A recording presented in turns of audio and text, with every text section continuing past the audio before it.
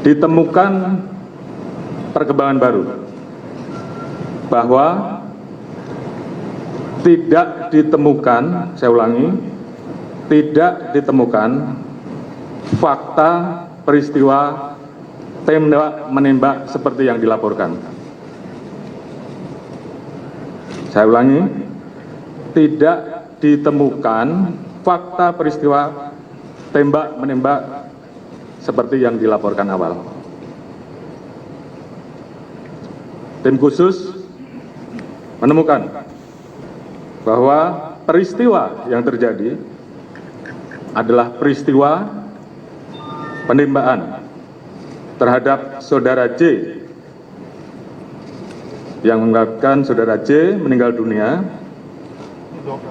yang dilakukan oleh saudara RE atas perintah saudara FS.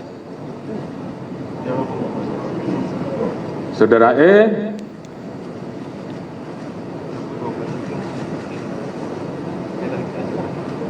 telah mengajukan GC dan saat ini itu juga yang membuat peristiwa ini menjadi semakin terang. Kemudian untuk membuat seolah-olah telah terjadi tembak-menembak, saudara FS melakukan penembakan dengan senjata milik saudara J ke dinding berkali-kali untuk membuat kesan seolah telah terjadi tembak-menembak.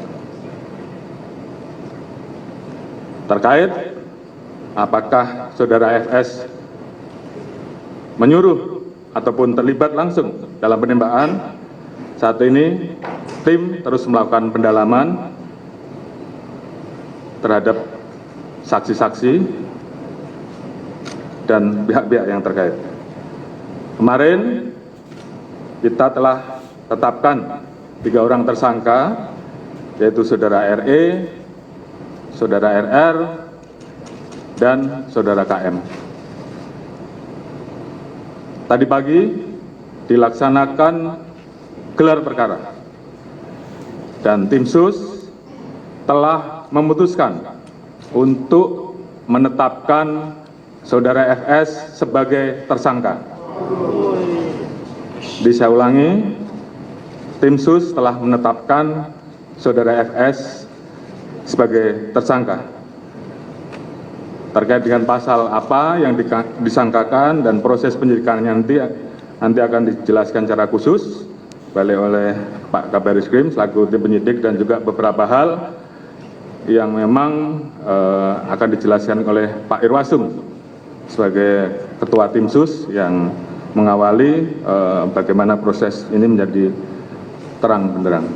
Kemudian motif atau pemicu terjadinya peristiwa penembakan tersebut saat ini tentunya sedang dilakukan pemeriksaan dan pendalaman terhadap saksi-saksi termasuk terhadap Ibu VC.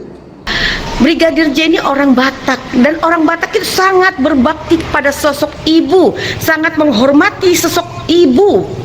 Apalagi dia sudah dekat dengan Ibu Jenderal, dia sangat menghormati, tidak akan mungkin dia mau bersikap kurang ajar. Apalagi kan Ibu Jenderal baik sama si Joshua, itu sangat tidak mungkin Joshua berani kurang ajar, masuk lalu menodongkan pistol, bilang diam kamu kepada istri Pak Jenderal. Ya, apalagi Brigadir J ini sedang meniti karir menjelang perwira. Dia sedang berbakti kepada orang tuanya. Ya, dia sedang berbakti kepada orang tuanya. Itu kenapa Nyai terus-terusan selalu mengutarakan ya, mengobarkan kebenaran, karena banyak hal yang tidak masuk akal. Kalau kita lihat foto Brigadir J yang dia berpakaian lengkap brimob dan dia memegang senjata laras panjang, itu sniper. Itu sniper handal. Sedangkan kita tidak melihat si Baradae memakai hal yang seperti itu. Ya, perbedaannya sangat jauh sekali. Lalu Nyai juga kemarin lihat mukanya Baradae ini waktu ke Komnas HAM ya. Itu kayak orang tertekan, kayak ada sesuatu yang dia tutup-tutupi, Dia kelihatan tertekan sekali, bukan muka fighter, bukan muka orang yang berani melakukan sesuatu yang jahat. Tapi Nyai tidak percaya kalau Joshua itu mencemek-cemek itu istri jenderal. Nyai nggak percaya. Masa iya sih Joshua nafsu sama emak-emak gitu loh? Ya, daripada dia cemek-cemek atau melakukan pelecehan seksual kepada emak-emak yang seumuran emaknya, mending dia pakai PSK. Masih muda, cantik, ya kan? Mungkin masih nafsuin gitu loh. Kalau emak-emak apa, udah turun mesin juga kan? Ya nggak? Apalagi kalau wanita kalau udah beranak 2 atau 3 ya udah turun mesin lah. Mau dirawat seperti apapun ya dalamnya udah hancur gitu loh. Ya bukan, Nyai kadang kesal juga gitu loh.